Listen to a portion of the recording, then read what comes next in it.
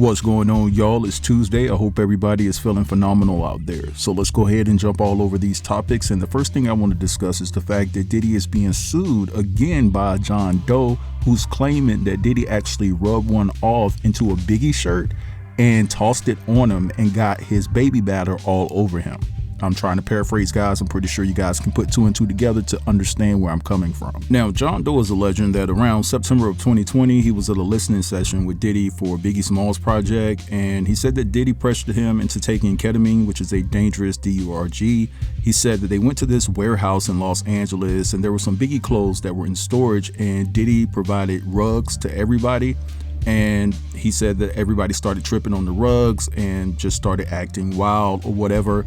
He said somehow he ended up in the room along with Diddy, who started watching Korn, and I'm paraphrasing there, and he was watching it on his phone. And he says that Diddy grabbed one of Biggie's shirts off the rack, right? And then began rubbing one off in front of him. He says that Diddy told him to finish him off. And he said before he could even react that Diddy had already, did his big one into the shirt. Then John Doe goes on to say that once Diddy finished, he basically tossed the shirt that was covered in you-know-what onto his lap and arm, and he laughed, leaving the room saying "Rip Biggie." And then he also alleges that back in 2005, Diddy shoved his you-know-what in his face and told him to bob for apples, okay? And so he's suing Diddy for battery, intentional infliction of emotional distress, and more. And he's going after Diddy for damages. Now, up until this point at 9:40 a.m. Eastern Standard Time, Diddy's camp has not responded to these allegations, so we'll just have to see if there is any type of response. But this is what John Doe is alleging at this particular point in time, that he was violated by Diddy. So let's go ahead and move along to the next story. And I want to talk about Nene Leaks because she's really going through it. Now, Nene sat down and did a podcast which features Cynthia Bailey and another lady that I'm unfamiliar with. And basically, she went into detail about her son Brent being in the hospital since May. I want you guys to take a listen to what Nene had to say in regards to what Brent has been dealing with. But why didn't you do it? I couldn't do traders because my son's in the hospital. And he's still in the hospital. And so my son's been in the hospital since May. Okay. Like early May. When I shot the Nene Leaks show with you, I felt like Brent went in then. No. Or maybe he was already there. He was already there. Okay. Wow. That's he's been there almost 2 months. How's he doing? He's doing a lot better. He's turned a curve. He has a little while longer to be there, but he's turned a curve. Okay. And Crystal. Yeah, I want to be sensitive because I don't. Can you tell her what Britt is dealing with? Okay, so Brent, when my husband died, we only had one son, which is my son Brent. And at 22, he had a stroke and a heart attack. And from the stroke, his heart was weak and it never got back strong.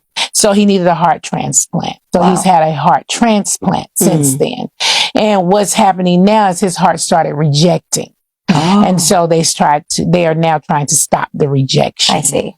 Yeah. Wow. So, that's a lot on. Yeah. He's really young. Yeah. And so it's a lot on us. I'm so sorry. Yeah. It's a lot. Do they know why he had the stroke to begin with? They can just kind of assume. One of the things I was told was Brent was starting to become a diabetic. And from what I'm learning, that diabetes trigger a lot of things. All right, so you guys just heard all of that, and this is a very sad situation, but I'm praying and I have faith that Brent is going to come out of all of this a stronger man. I know that this is a lot for Nene, but at the end of the day, you just have to feel for her, no matter if you like her, if you don't like her. She hadn't been too long, lost her husband. Now her son is fighting for his life yet again. And I know it just has to be a daily daunting task for Brent to fight what he's fighting, and also for Nene to try to hold this all together, because it seems as though that she just has a small, tight-knit family, and there's just not too much family she has. And I can only imagine that Nene probably feels that the weight of the world is on her shoulders. But hey, shout out to Brent. I'm praying that he has a speedy recovery, and shout out to Nene Leaks for holding it down. But anyway, let's move along, and I want to talk about this rumor that's going around stating that Stefon Diggs and Cardi B has broken up. They're saying that Cardi B has erased all of his pictures from her Instagram page. But the real rumor that is really setting in all over social media is the fact that Stefon Diggs is saying, allegedly, that Cardi B's BBL stinks. I want you guys to check out these clips, and I'll be back. Stefon Diggs said Cardi B BBL stink. He said funky, unbearable though. Oh my, damn! You sent her like 10 cans of belts that ass game. So y'all broke up. It's official. Y'all broke up. This is crazy. What? That's why Offset was tired of that little motherfucker. But y'all, come on, bro. Y'all not finna keep doing Cardi B like this, though. I can't lie, bro. y'all can't, bro. I refuse, G. Like, I'm hearing a lot about these BBL stinking allegations. For real, though. Like, and this shit crazy. I hope it really ain't true. I hope he ain't trying to move on Cardi name. I feel so bad for you.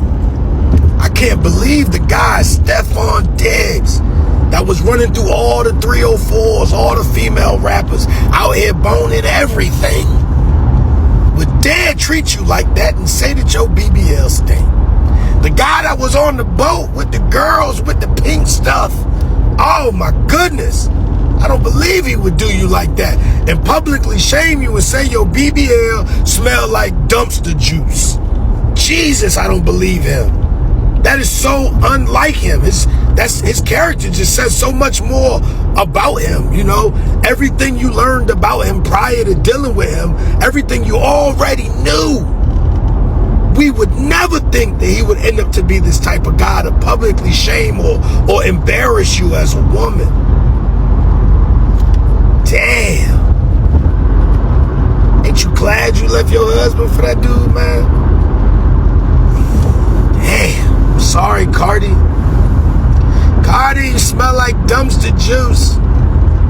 Damn. All right, so you guys just heard all of that. Now listen, personally, I don't believe that Stefon Diggs actually said that.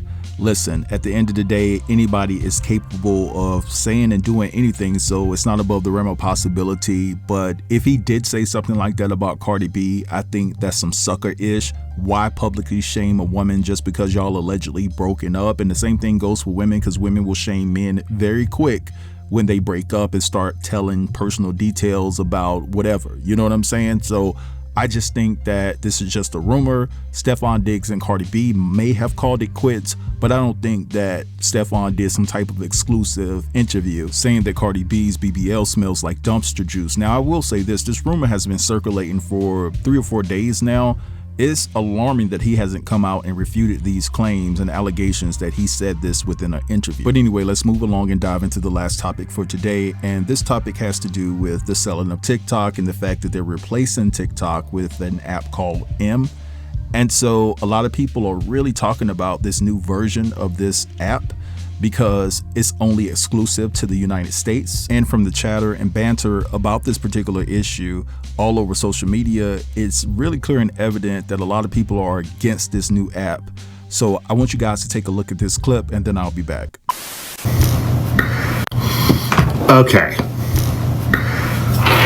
It would appear that my time on TikTok will be coming to a close this coming March.